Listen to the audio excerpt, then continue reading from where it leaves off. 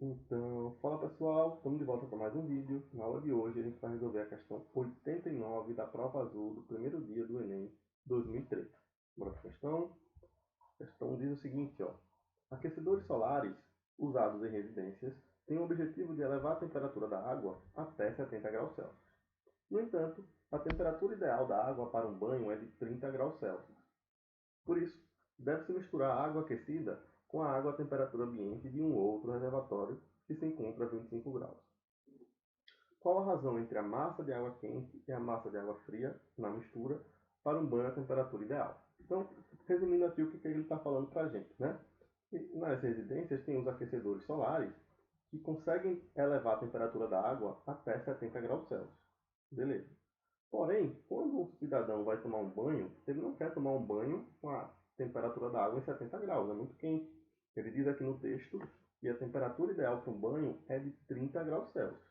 Então, o que é que ele vai fazer se ele tem uma quantidade de água que está a 70 graus, mas na verdade ele quer essa água a 30 graus? Ele vai fazer o seguinte, ele vai pegar essa água que está a 70 graus Celsius e vai misturar com outra quantidade de água que se encontra a 25 graus. Então, o que é que vai acontecer? A gente pode considerar essa água a 70 graus como sendo um corpo e a outra quantidade de água, né, que está a 25 graus, como sendo outro corpo.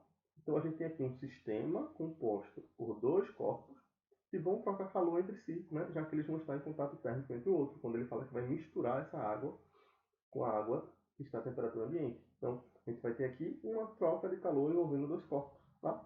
E pelo princípio fundamental das trocas de calor, a gente tem que a equação da troca de calor diz que a soma dos calores trocados é sempre igual a zero, né? Então a gente pode escrever aqui, ó, que o calor trocado pela água 1, digamos assim, que vai ser a água quente, somado com o calor trocado pela água 2, é igual a zero, né? A soma dos calores trocados é sempre igual a zero. Equação fundamental das trocas de calor, tá? Se a gente tivesse três corpos, seria calor 1 mais calor 2 mais calor 3 igual a zero, tá bom?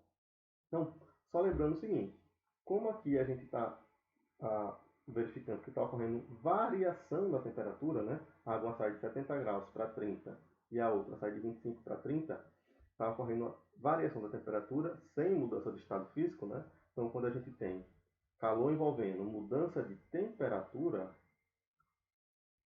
o calor envolvido nesse processo é o chamado calor sensível, né? Já que quando o calor provoca mudança de estado físico, o calor envolvido nesse processo é o calor latente, que não é o caso aqui. Aqui é variação de temperatura, então quando é variação de temperatura, a gente utiliza a equação do calor sensível, tá? Então, o calor sensível que está envolvido nesse processo.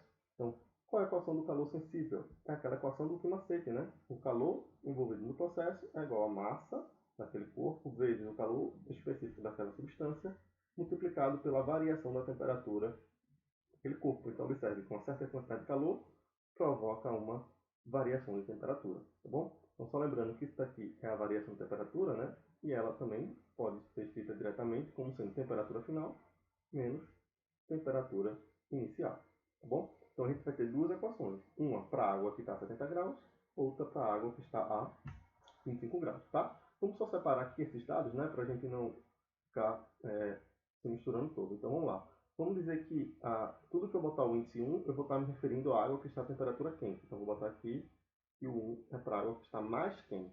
Tá bom? Então, o que, é que a gente sabe? Que essa água aqui vai ter uma certa massa, M1, a gente não sabe quanto é.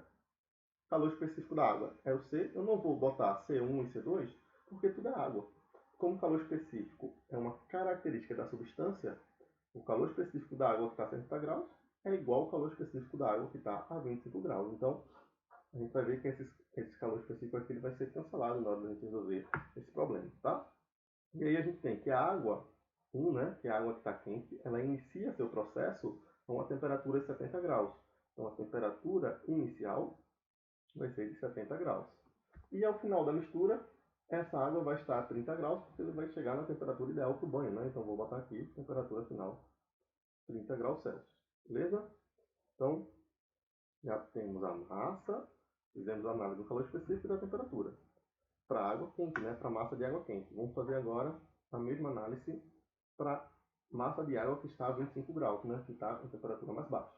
Então, ela tem uma certa massa, vou chamar de M2, A água tem um calor específico, C. Não foi dado na questão, né? Porque não precisa utilizar o valor, que ele vai ser cancelado. Se você quiser lembrar, né, e quiser botar que é 1 caloria por grama grau Celsius, também não tem problema, mas não precisa colocar valor aqui, tá? Então, essa água fria, ela inicia a troca de calor a uma temperatura de 25 graus, né? Então, temperatura inicial dessa massa de água, 25 graus Celsius. E ela vai terminar esse processo a uma temperatura de 30 graus, que é a temperatura ideal para o banho. Beleza? Então, a gente tem aqui os dados da água quente, os dados para a água fria. E qual é a pergunta dele? A pergunta dele é qual é a razão. Primeiro, razão sempre é uma fração. Então, ele quer que a gente calcule uma fração. Mas a fração entre quem? Lembre-se que a fração tem um denominador e um numerador. O primeiro número que aparece aqui é a grandeza que vai ficar na parte de cima da fração. Então, viu, a razão entre a massa de água quente. Então, quem vai ficar em cima da minha razão é o N1, que é a massa de água quente. E a massa de água fria, a fria aparece depois, então ela fica embaixo da minha razão, da minha fração, tá? Então, a pergunta dele é qual é a razão entre a massa de água quente e a massa de água fria. Portanto, ele quer que a gente calcule N1 sobre N2. Beleza? Então, a gente tem os dados, montamos aqui nessa questão, vamos partir para a resolução. Então, vamos lá. Lembrando que a equação das trocas de calores diz que a troca de calor entre os corpos sempre vai ser zero, né? Então, o que vai ser o Q1? Vai ser a massa 1 vezes o calor específico da água, vezes a variação da temperatura, né? Que é a temperatura final menos temperatura inicial. Tudo isso daqui para a parte 1 do problema, né? Que é a massa de água quente, tá? E aí a gente soma com massa 2, calor específico, vezes variação da temperatura, temperatura final menos temperatura inicial, a parte 2, né? Lembrando que esse aqui é o que macete, a gente colocou ele aqui. Então, ó, vai ter o seguinte, vai ser N1 vezes o C, vezes temperatura final da água quente, ó. É 30 e a inicial é 70, então fica 30 menos 70 mais massa de água fria vezes o calor específico, variação de temperatura da água fria. Temperatura final é 30, a inicial é 25. Então fica 30 menos 25. Tudo isso igual a zero. Então a gente vai ter N1 vezes C vezes 30 menos 70 vai dar menos 40. Mais N2 vezes C. 30 menos 25, isso aqui vai dar 5, né? Não precisa da gente colocar o colchete parênteses, né? Então, vamos lá. Então vai dar 5 direto. Beleza. Então eu vou passar esse outro termo para lá. A gente vai ter N1 vezes C vezes o menos 40 igual a menos N2 vezes C vezes o 5. Tá? Então, a pergunta dele é quem é N1 sobre M2. Então, o que é que eu vou fazer? Esse M2 que está aqui multiplicando vai passar para esse lado, dividindo, né? Vai ficar N1 sobre M2, vai ficar igual. Do outro lado sobrou o quê? O sinal de menos, C vezes 5. E o que está multiplicando o M1, eu vou passar para o outro lado, dividindo, que é o C vezes o menos 40. E aí, ó, que eu falei, C na parte de cima, C na parte de baixo, valor específico cancelado.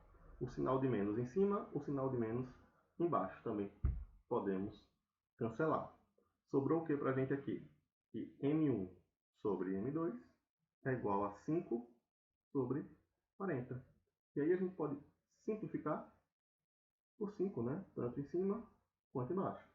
E aí a gente fica que essa razão M1 sobre M2 é igual a 5 por 5, 1. 40 por 5, 8. Ela é igual a 1 oitavo. Aí a gente olha lá nas alternativas. Está em forma decimal, não está em forma de fração. Então a gente tem que dividir, né? 1 por 8. Isso aqui, 1 dividido por 8. 1 por 8 não divide, né? Bota o 0 aqui e o outro 0 aqui. 1 vezes 8, 8. 8 para 10, 2. Não dá para dividir, bota o 0, né? 20 por 8, 2. 2 vezes 8, 16. 16 para 20, 4. 4 também não divide para 8, bota um 0. 40 por 8 dá 5, né? 5 vezes 8, 40. Resto, nada. Então, a gente conclui que a razão entre as massas de água quente e massa de água fria é, na verdade, 0,125.